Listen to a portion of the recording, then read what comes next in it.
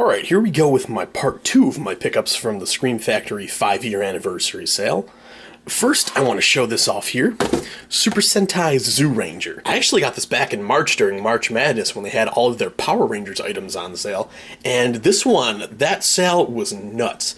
Like, the second you purchase something, everything went out of stock. So this one took a while to come in. But if you're unfamiliar with this, and familiar with Power Rangers, this is the show where all of the Zord and monster fights were taken from. And it's strange seeing it. I've been working through this, and the shows are actually very different, even though they have the same footage. Like in this, there aren't teenagers with attitude. The ones called on to protect the Earth are actually gods. There's no Alpha, there's no Zordon, there's no command center, but clearly you have all of the very familiar images here, which were brought over for the American version. And here, this was a pretty good deal. I think it was $35, and it's a 10-disc set, which has 16 and a half hours worth of footage. Moving on to the remaining Blu-rays from the 5-year anniversary sale. First here, we have Slasher.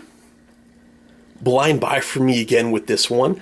For the most part, I did see the first episode, which looked pretty fun, and this was only $14. So I decided to pick it up. I'll check out the rest of them. It's only an 8-episode arc, so it won't take that long to run through.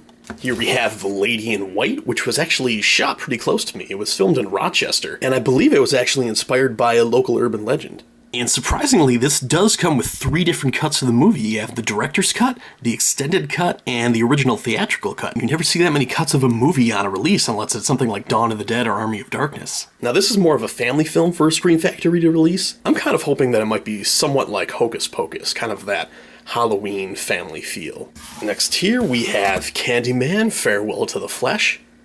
Not a great movie. I still love the first Candyman, and I'm really hoping that'll get a special edition release sometime in the future, but this, for a sequel, it's not bad. It has a totally different tone, has kind of an elegance to it, might not fit in well with the mythology that was built in the first movie, but it's still worthy for a pickup, especially when it was only, I think, $12.50. And then for the last one here, we have the collector's edition release of From Beyond.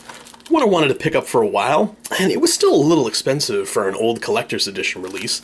I think this one was actually $15.50, so it was the most expensive one in this set, but it's definitely a worthy film to have in your collection. And I love this artwork too.